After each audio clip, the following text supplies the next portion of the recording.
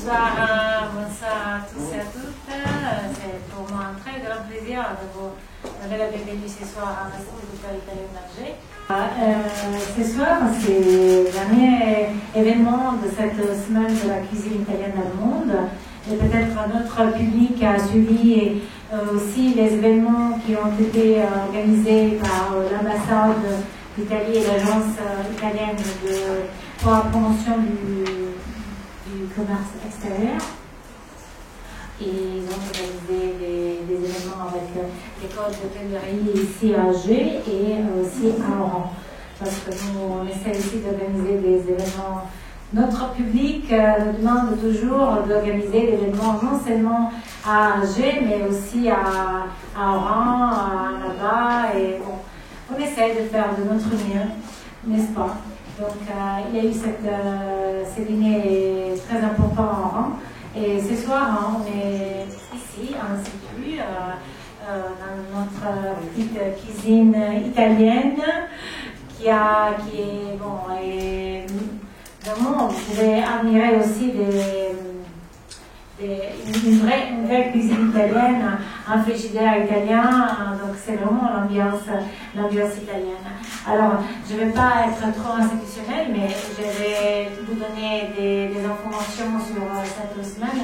J'ai appris et je le vois aussi, qu'elle est bien suivie par notre public algérien, n'est-ce pas? Tout le monde connaît la semaine de la cuisine italienne. Malheureusement, on n'a pas pu organiser des événements comme on le faisait avant la pandémie. Tout le monde sait que bon, avec la pandémie, on ne peut pas faire beaucoup de dîners parce que bon, quand on mange et quand on boit, on doit enlever les masques, donc ça va un peu contre les mesures barrières prévues par la pandémie. Donc vous allez bien comprendre que bon, on ne peut pas réaliser des événements à la hauteur de la période avant les Covid. Mais quand même, ce soir on est là et c'est la sixième édition de cet événement.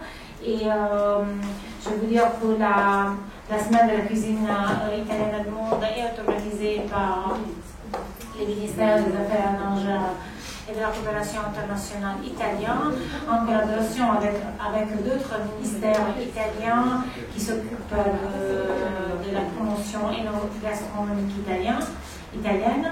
Et donc, bien sûr, et cet événement est partagé par tous les réseaux des ambassades, des instituts culturels et les agences de promotion du commerce extérieur. Et aussi, il y a beaucoup d'autres sujets, parce que comme vous pouvez imaginer, en Italie, il y a beaucoup d'associations des cuisiniers, il y a beaucoup d'associations commerciales et économiques qui s'occupent de la promotion des produits gastronomique italien, parce que il faut, pour nous c'est très important, la promotion et aussi la tutelle, parce que peut-être que vous avez entendu les Italian Sounding, et donc il y a beaucoup d'efforts de limitation des produits italiens, mais ça par exemple les parmesans, la pizza, mais il faut faire vraiment attention, et pour cela qu'en Italie, on a introduit, bon, il y a beaucoup d'associations qui s'occupent de ça, de la tutelle des vrais produits italiens. Pourquoi? Parce que, par exemple, comme on peut parler par exemple du parmesan, et qui est un produit italien qui est beaucoup, il y a beaucoup des produits qui ne sont pas des vrais parmesans, mais ils sont vendus comme... Et ça, c'est l'Italian Sounding. Donc, les associations italiennes essayent de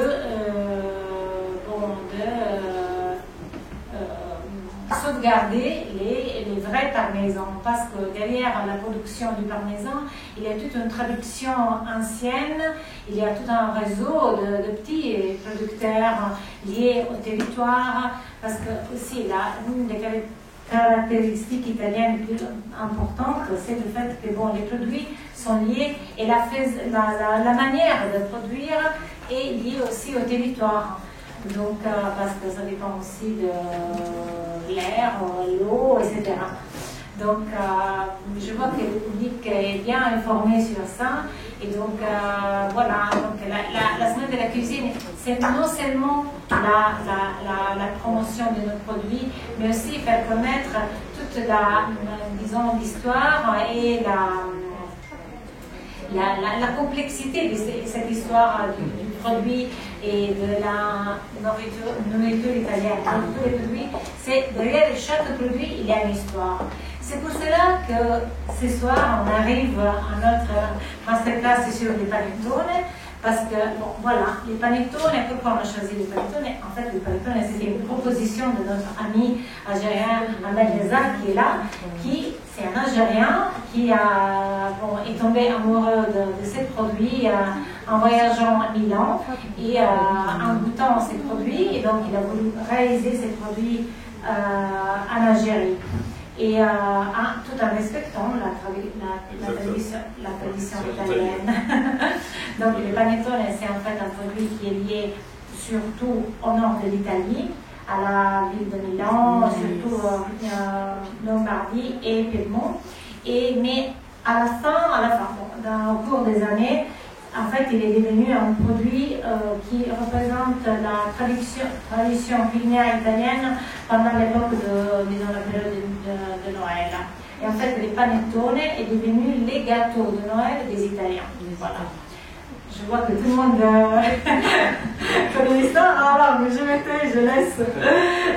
Non. Et comme il y a beaucoup d'étudiants qui nous suivent, et qui sont ici. D'ailleurs, Ahmed aussi était un ancien étudiant italien. Il fallait faire les masterclass en italien. Bon, voilà. Alors, panettone, en effet, qu'est-ce que ça veut dire, panettone? C'est comme il y a des étudiants d'italien, donc les étudiants d'italien peuvent comprendre qu'est-ce que ça veut dire, panettone. Panettone, ça vient du mot pane, le pain. Donc, panettone, c'est un peu un gros pain. Et en effet, ça, c'est un gâteau, mais bon, ça vient du pain, parce que bon, là, il va bien expliquer. Donc, panettone, ça vient le gros pain. Voilà. Alors, je crois qu'il faut que je m'éteins, parce qu'après,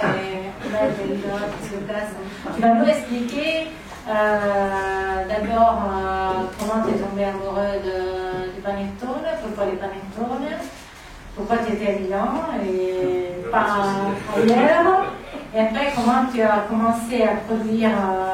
Donc aussi il faut t'expliquer, parce que j'imagine que le public est là aussi pour apprendre, parce que c'est une technique très compliquée, très longue.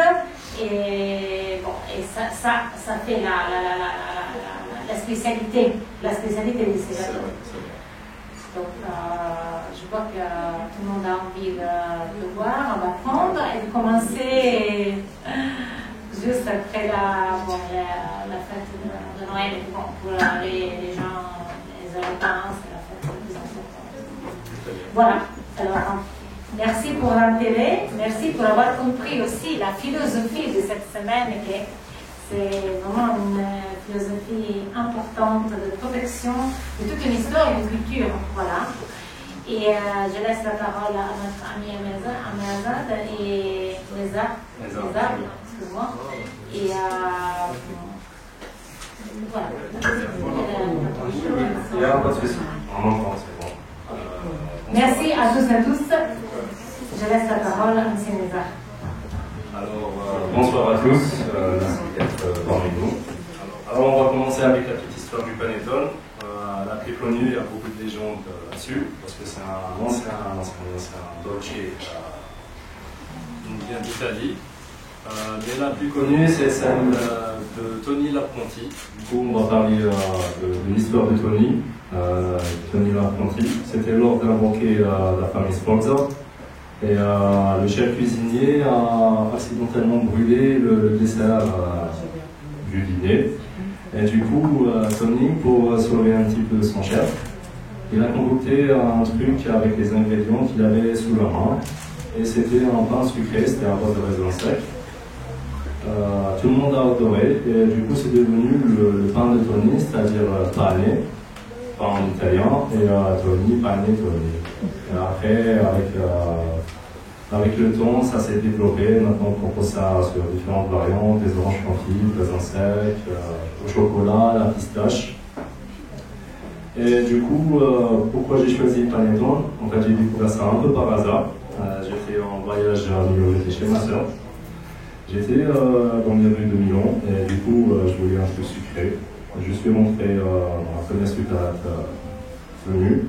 J'ai pris mon premier truc qui m'est tombé sous la main. L'ayant pris par un cake pour un cake. J'ai été étonné par le goût, les textures des sucres. Bien que c'était un industriel. Après ça, je me suis dit, parce que j'étais amateur en pâtisserie à la base, je me suis dit de reproduire le panettone en rentrant en Algérie. Après ça, je me suis documenté sur le sujet. J'ai été surpris par la technicité qu'il y avait derrière. Ça m'a pris environ une année de test, ce qui est très très très long. Et j'en apprends toujours à chaque fois. Pourquoi le panettone n'est pas une autre pâtisserie? Parce que, en fait, il y a, avec la pâtisserie, c'est un peu mécanique, c'est que des calculs, c'est mécanique. Donc 1 plus 1, ça fait 2. Sauf qu'avec le panettone, il y a le levain. Là, c'est l'entretien du levain. Je vais vous montrer ça tout de suite. Le levain, c'est un être vivant. Donc c'est difficile à entretenir. C'est comme un petit bébé qu'on doit chouchouter. Et du coup, son process commencera avec ça. Voilà. Je vais montrer maintenant. Là, c'est la méthode traditionnelle milanaise. Comment conserver son levain. Du coup, on l'enroule dans un premier temps dans un torchon. On laisse fermenter pendant environ 16 heures à 18 degrés. Là, avec ce froid, il fait un peu amoché, mais c'est pas grave, c'est pour la démonstration. Voilà. On déballe. C'est un atelier, exactement. Attention parce que ça peut exploser. Ouais, parce que ça vraiment ça va pas exploser. Et du coup, par exemple, là, si je devais lancer une fournée, je commencerai par cette étape. C'est-à-dire que je déroule le vin, là il a fermenté. C'est ce qu'on appelle un rafraîchi de conservation. On va dévoiler.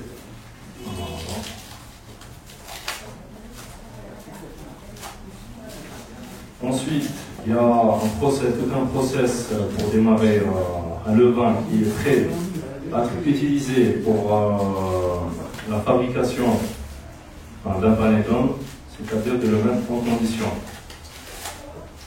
On commence tout d'abord pour c'est bon.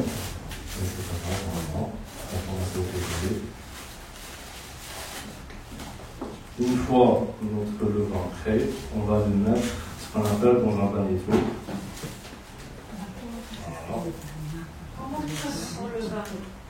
Pardon? Alors le levain c'est très simple, c'est un mélange de farine et d'eau pour commencer et un petit peu de miel pour accélérer le processus de fermentation. Et on commence à le rafraîchir plusieurs fois dans la journée. C'est ça. D'ailleurs, si quelqu'un souhaite prendre un bout de ce levain, il n'y a pas de souci. C'est ce qu'on fait généralement pour les formations de panettone. Il faut juste l'entretenir parce que vraiment c'est un bébé. Parce que après ça, on va couper par exemple, là ici. On ne va pas montrer parce que c'est un peu technique. Là, on va mettre ce bout de levain, plusieurs morceaux, dans une eau tiède pour le rafraîchir, c'est-à-dire ce qu'on appelle le bagnetto. C'est un bain du levain.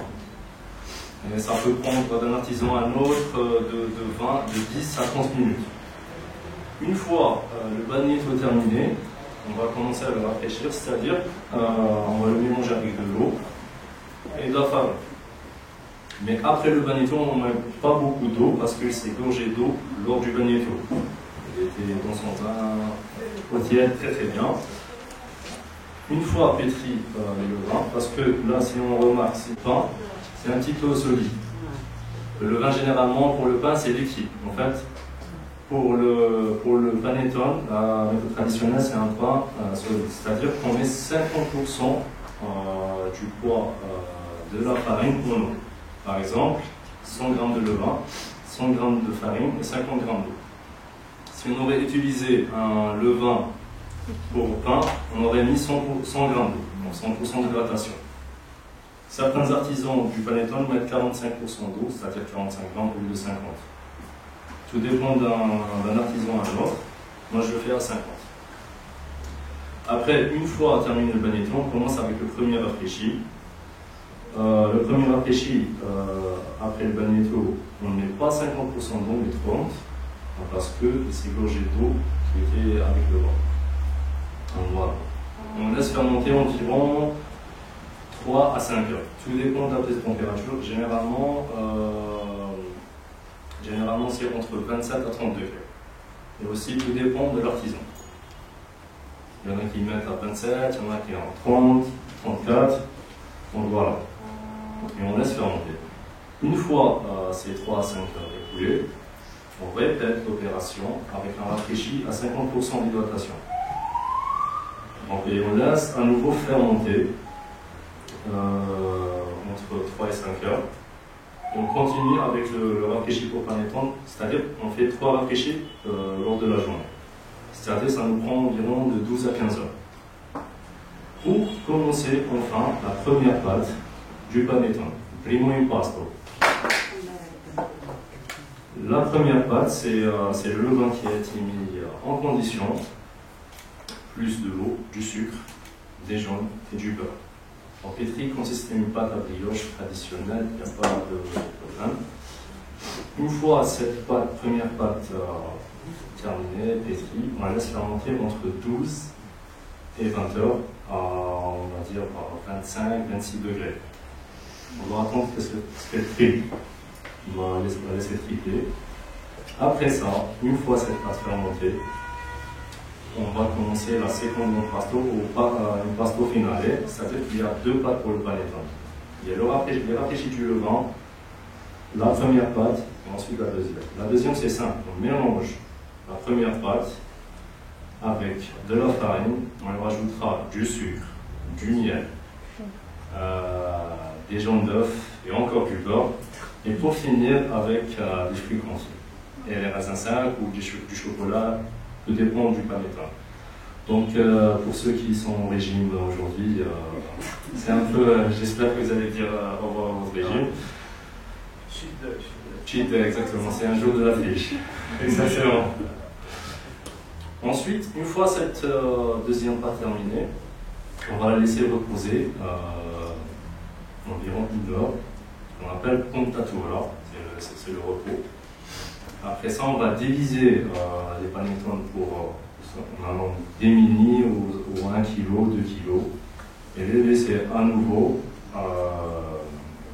30 minutes à 1 heure. Tout dépend de l'artisan aussi. Après, on va commencer les façonnages, ce qu'on appelle la perlatura. Il faut bien façonner. Malheureusement, quand c'est long, je n'ai pas eu la chance d'avoir une pâte crue. Je vais vous montrer avec le bout du levain à peu près comment ça se passe, la perlatura, pardon. Donc c'est le façonnage du panettone. En fait, c'est grâce à la perlatura qu'on va réaliser un bon panettone rondé, etc. Donc voilà. On va prendre un exemple, comme si c'était une pâte à panettone. Bien qu'une pâte à panettone elle est plus, un peu plus petite que ça. Donc on va prendre comme ça. Voilà. Je ne sais pas si vous pouvez regarder ou pas. Voilà. C'est mieux si on enlève les boîtes. Voilà. C'est bon ça. Voilà, comme ça. On retient. Après on roule. Bon, elle est un peu dans celle-ci, mais c'est pas grave. Après, on va soulever la pâte. On va la prendre comme ça. et pour la mettre dans le pirotini, c'est-à-dire le moule spécialisé, spécial panettone. Ensuite, on va laisser fermenter à nouveau entre 6 à 8 heures. Voilà. Ouais, ça prend 4 jours. 4 jours. Exactement. Le panettone de levain, c'est ça. Ouais, c'est assez long, c'est un vrai challenge. Du coup, on ne mange qu'une fois par année. Après ça, une fois la pâte fermentée, c'est lors de la cuisson. La cuisson, c'est une cuisson simple. Ça peut prendre 170 degrés pendant 30-40 minutes, tout dépend de la taille du panettone. Et du coup, ce qui rend le panettone aussi spécifique, c'est à la sortie du four. Je ne sais pas si on connaît ou pas. À la sortie du four, on va les retourner parce que la pâte elle est tellement riche. Voilà. Avec le masque, je commence à sentir. Ouais, c'est vrai. Donc on les retourne comme ça les panettones à la sortie du four. Et on laisse pendant 12 heures comme ça. Ouais, 12 heures. Certains artisans préfèrent 6, mais je préfère rester sur le traditionnel, 12 heures. C'est pas exactement. Donc c'est la tradition. C'est la tradition. 12 heures. Après, une fois refroidi, on les retourne, on les met dans un sac. On va le mettre dans le sac. Et ce qu'on préconise généralement, c'est d'attendre 2 jours avant dégustation. Voilà. Pour être très très patient pour déguster un peu de panettone.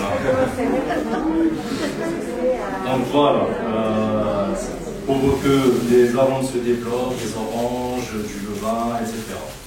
Et voilà comment généralement on fait un panettone artisanal. Mais il faut une petite heure pour le consommer, par contre. Non, ça ne pas trop long, mais là. C'est l'effet inverse. Quand on commence à manger, c'est très court.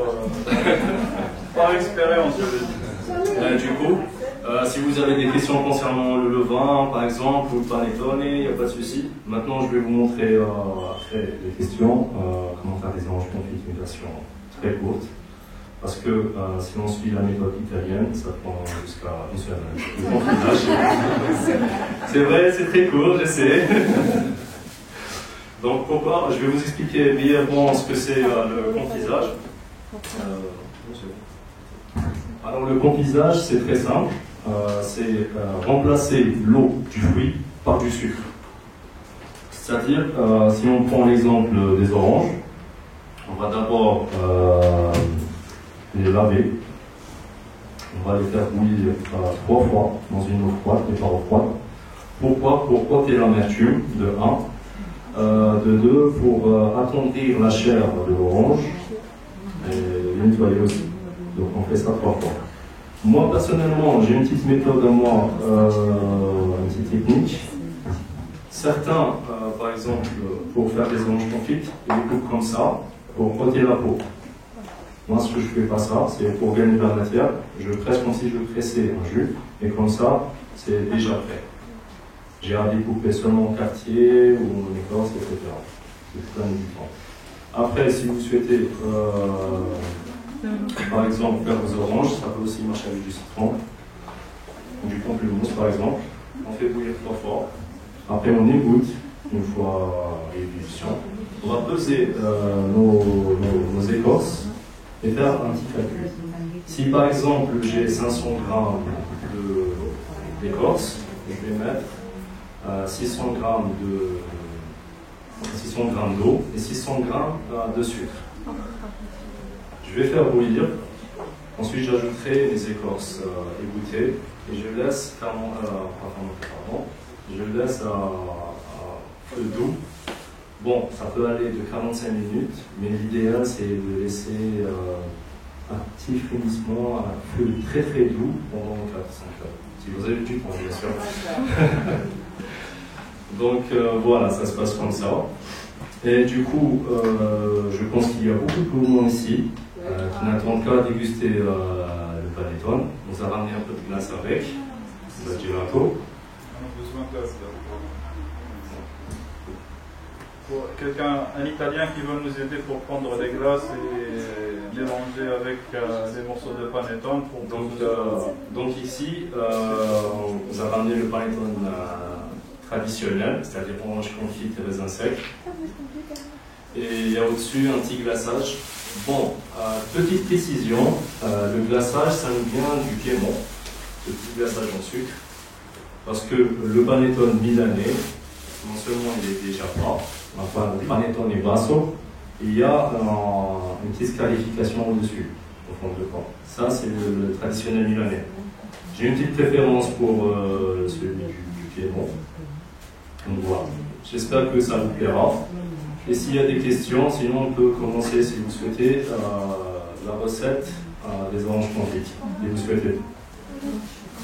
Tout dépend. Mais s'il y a des gourmands, on peut attaquer directement le panettone. Qu'est-ce que vous souhaitez? On a levé. Ceux qui veulent recette ou panettone directement? Recette. On va attendre. Désolé du moment. Désolé pour vous.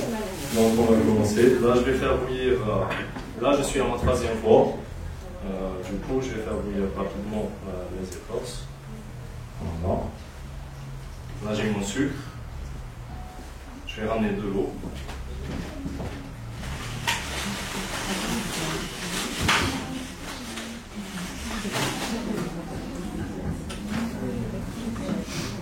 Voilà.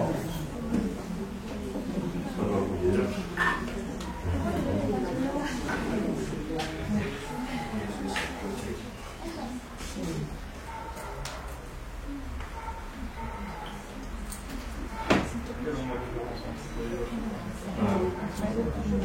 Bien sûr. Alors, pour ceux qui ne le savent pas, le panettone peut se conserver, un panettone artisanal peut se conserver de 12 jours jusqu'à 1 mois pour certains artisans. Certains artisans, au lieu de faire un panettone à 2 pâtes, ils le font à 3 pâtes, ce qui est encore plus long, mais qui offre une conservation plus longue. Voilà. Donc, voilà. Et ça diffère de la brioche, et puis, parce que en ce moment c'est à base de levain. Et c'est aussi le pourcentage de la matière première qu'il y a dedans. Par exemple, si on prend le panettone, par rapport à la brioche, pour une brioche, pour 1 kg de farine, on peut facilement mettre 375, on va aller jusqu'à 500 g de beurre pour une brioche. Mais pour un panettone, pour 2 kg de farine, on peut aller jusqu'à 1,5 kg, voire 2 directement. Ouais, c'est très riche en beurre, j'avoue. On ne le sent pas, mais on est sûr. Ce qui est magique, ouais, voilà. Donc voilà. On va commencer à bouillir. Donc si vous avez des questions, n'hésitez pas. Oui?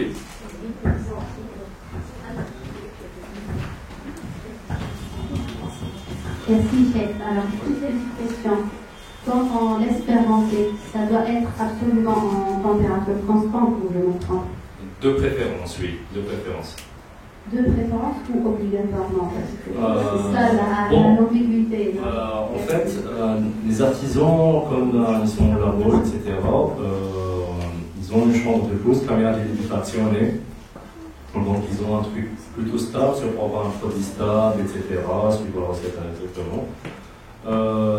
Mais à la maison, si on fait ça de temps en temps, on peut laisser, à condition que ce soit à partir des 25 degrés.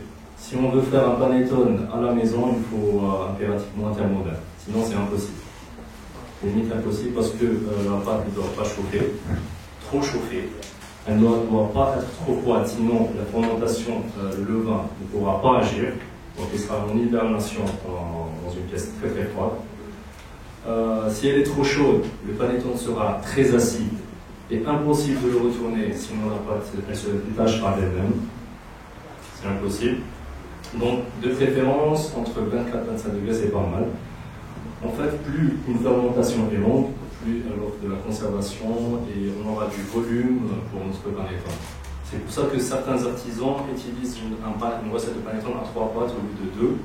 Moi, je prépare à 2 parce que c'est traditionnel, mais chacun fait comme il Voilà. Voilà. C'est bon.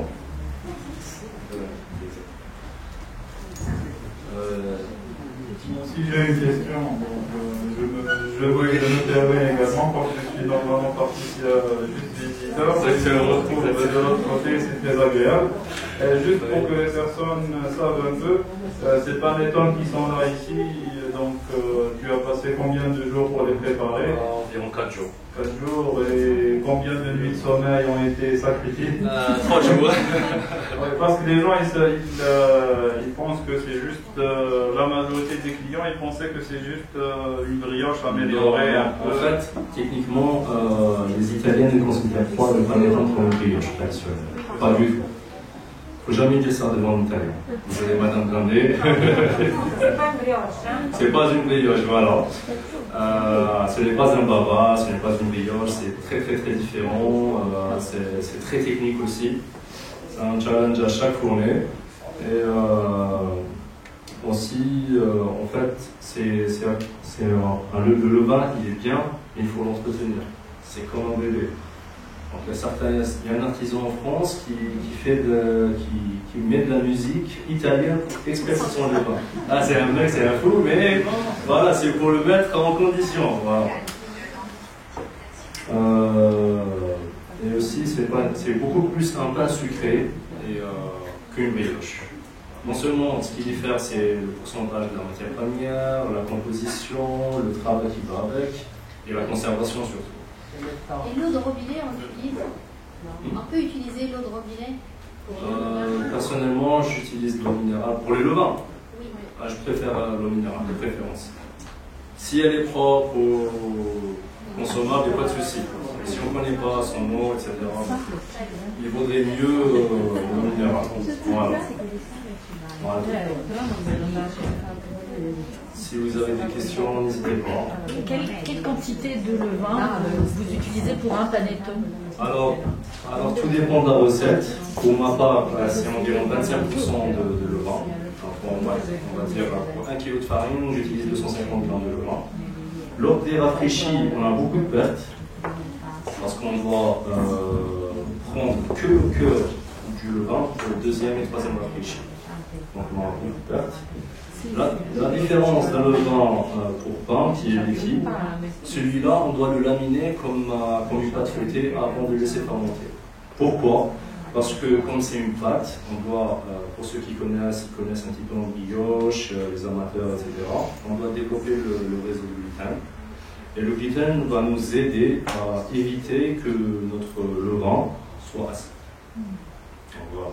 En tout cas, la réussite d'un panettone dépend à 95% du levain. Si on ne maîtrise pas le levain, et si l'autre ne tient pas, notre panettone est raté, surtout à base de l'eau. Contrairement au bon de l'eau, certains artisans, c'est vrai qu'ils mettent du levain, ils mettent un petit peu de levure à côté, qui rend un petit peu moins technique le pandoro par rapport au panettone. Voilà. Et aussi, pour considérer, il y a, comme l'a dit précédemment Madame Grandet, il y a une législation qui protège le panettone aussi. Il y a des pourcentages à respecter de la matière première, par exemple 16% de beurre, 4% de jaune. Si elles ne sont pas respectées, votre produit n'est pas considéré comme un panettone. Donc voilà, tout est en intérieur. Et voilà tout. Concernant le glaçage qu'il y a au-dessus, comme j'ai dit précédemment, c'est un truc qui n'est pas milanais, mais beaucoup plus du piémont. C'est un glaçage à base de blanc d'œuf, de sucre, d'amidon et de poudre d'amande. Certains mettent des amandes brutes, moi je préfère la poudre d'amande blanche. Et c'est du sucre granulé par-dessus. Et ça fait un effet assez joli sur le panettone. Personnellement, je préfère celui glacé et celui au scarifié. Si par contre on compte le scarifié, on fait une petite croix.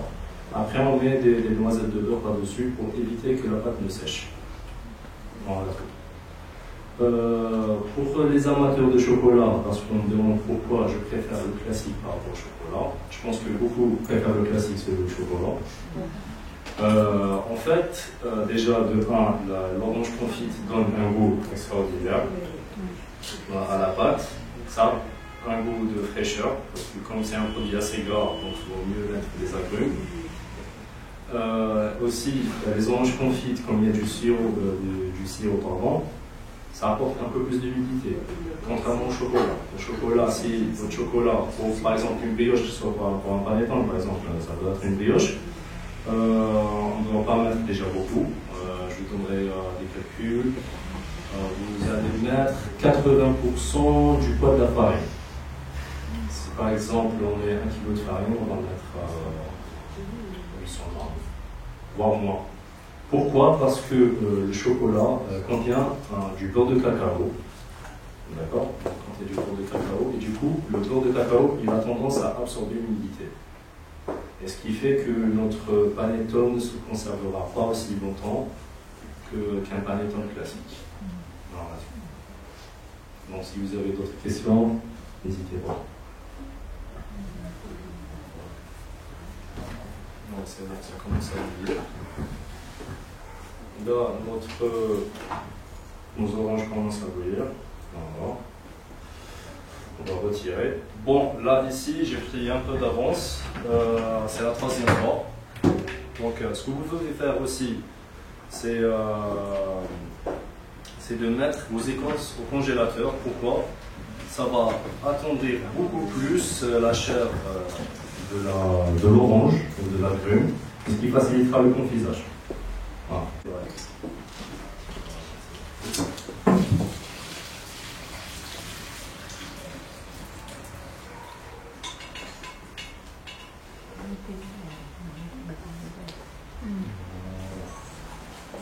Là, on écoute nos écorces. Ce qu'on va faire maintenant, on va les peser.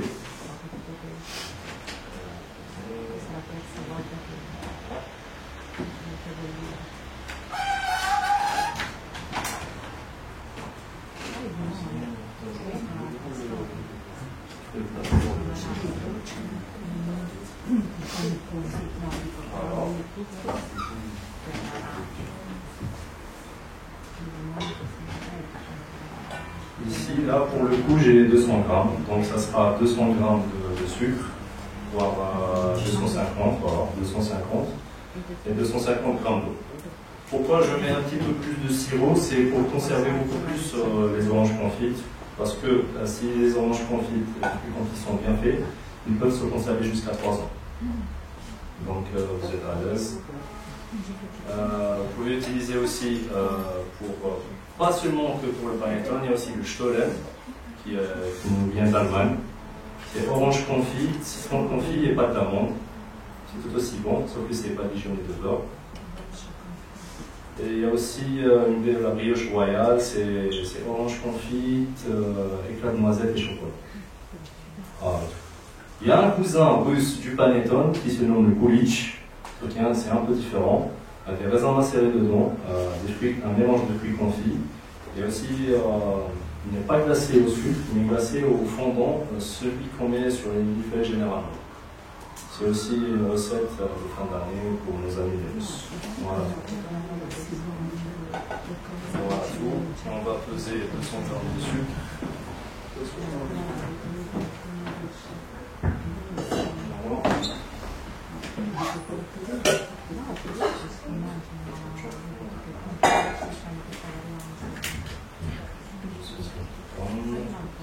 On commence généralement par peser l'eau pour accélérer la fonte du sucre.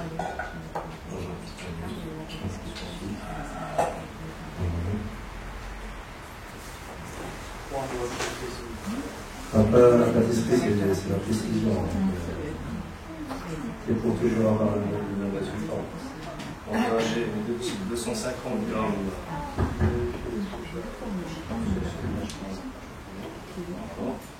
On va mettre ici 250 grammes de sucre. Voilà.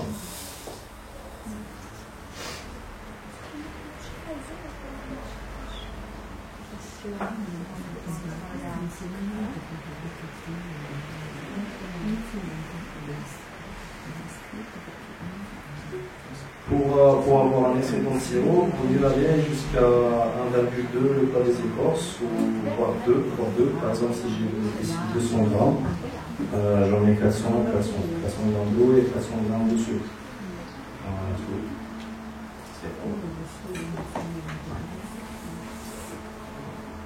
Pour faire vite, ce qu'on peut faire, c'est de découper nos oranges en lamelles pour gagner du temps. On peut les laisser en quartier. Moi, je préfère en quartier, après je découpe comme je veux. Mais si vous êtes un petit peu pressé, il n'y a pas de souci. Voilà. Un bon couteau, celui-là, mais... Donc voilà. On laisse bouillir notre sirop, c'est-à-dire pour les sucres. Autant que le sucre fond, ça va prendre un petit peu de temps.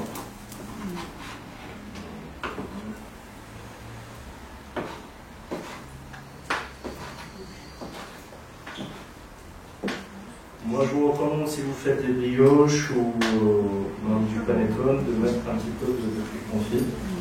Ça va apporter l'humidité à votre pâte. Voilà. Et du coup, ça rendra aussi un meilleur goût à votre produit. S'il y avait des calculs à faire concernant, selon les législations, selon le panettone, pour le panettone, pardon, il faut un minimum de 22% d'inclusion, c'est-à-dire la garniture, orange et raisin. Par exemple, si j'utilise 2 kg de farine, je vais mettre 2 kg d'infusion, soit 1 kg d'orange confite et 1 kg de raisin sec. Pour que ce soit bien garni. Et pour les raisins secs, il y en a beaucoup qui me demandent est-ce que c'est macéré ou pas. D'après mes recherches, dans le cas où je me trompe, on va me corriger, le panettone traditionnel, les raisins ne sont pas macérés. Il y a de l'orange confite, du cèdre confit, une variété de citron, et du raisin sec. Les raisins secs, ils sont lavés, égouttés, mais sans macération. Maintenant, c'est avec une boue pâtissier, etc. Pour plus de goût. Mais sinon, c'est un raisin sec traditionnel. Moi, personnellement, j'utilise des raisins noirs. Pour le coup, j'en ai pas trouvé parce qu'ils se font un peu rares. Donc, j'ai utilisé des raisins bons traditionnels. Mais personnellement, si je devais choisir, ça sera des raisins noirs. Ça apporte plus de goût, c'est un goût brut. Donc voilà, là mon sirop commence à bouillir. Je laisse juste un petit peu que le sucre se dissoute parfaitement. Et voilà. Là, ça commence à bouillir.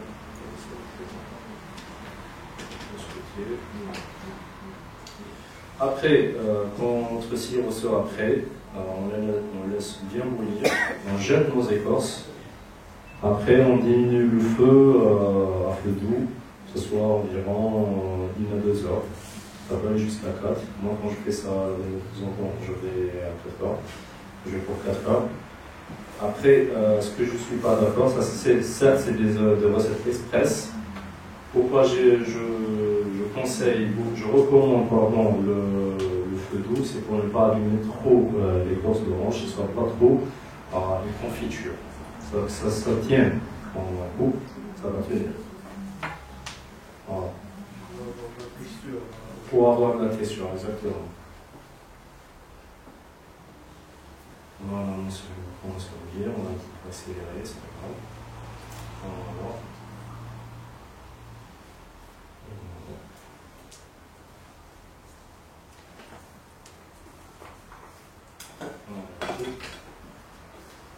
On laisse un petit peu comme ça à feu moyen. Voilà. Ici je suis à 7, c'est pas mal. Après on va vérifier l'évaporation de notre sirop. Et pour vérifier est-ce que c'est cuit ou pas, on va retirer une orange par exemple, on va couper si c'est tendre, etc. Le couteau passe bien. C'est après que c'est prêt. Voilà. Parce que pour les recettes italiennes, ça prend plusieurs jours, comme je vous ai dit. Par exemple, si je devais faire ça au panettone, ce que j'aurais fait, j'aurais pressé les oranges. Après, j'aurais mis là au congélateur pendant environ 24 heures. Les rebouillir. Après, je fais mon sirop. Mais je ne fais pas même poids sirop et sucre, pardon. Je vais faire un sirop plus léger, c'est-à-dire plus d'eau que de sucre. Il y a des degrés, ce qu'on appelle le degré gommé. C'est la densité du sucre par rapport à l'eau. Et du coup, je fais bouillir mon sirop et je les verse sur les écorces. Et du coup, je fais ça tous les jours en rajoutant une partie du sucre dans le sirop de l'arrêt. C'est-à-dire, je fais bouillir mon sirop, je les jette sur les oranges, je les goûte, je rajoute du sucre, je le fais rebouillir une deuxième fois et je jette pendant 24 heures sur les écorces. Certains artisans mettent du glucose et du sucre inverti, c'est pour éviter que le sucre cristallise lors de l'opération. C'est une très bonne idée, je trouve. Et même, je vous conseillerais aussi d'utiliser du glucose, ça se trouve un peu partout maintenant. Pour vos caramels, c'est pour qu'ils ne fichent pas. Et vous aurez comme ça un caramel qui sera toujours mou, toujours élastique, etc. Même pour vos crèmes, tout ce que vous voulez. Donc, si vous avez des questions, n'hésitez pas, même en pâtisserie, je peux répondre, pas de problème. Ensuite, voilà. Du coup, ici, on va laisser ça de côté et on va sur le résultat à la fin. Donc voilà, on peut, je pense, passer à la dégustation. Voilà, ça, comme ça. Bon, c'est une vidéo d'orange, c'est pour vous montrer. On a fait comme la télé, c'est déjà fait. Et voilà. Donc, si vous souhaitez, on peut passer à la dégustation. Si vous avez des questions, n'hésitez pas. Que ce soit en panettone, en pâtisserie, pas de souci.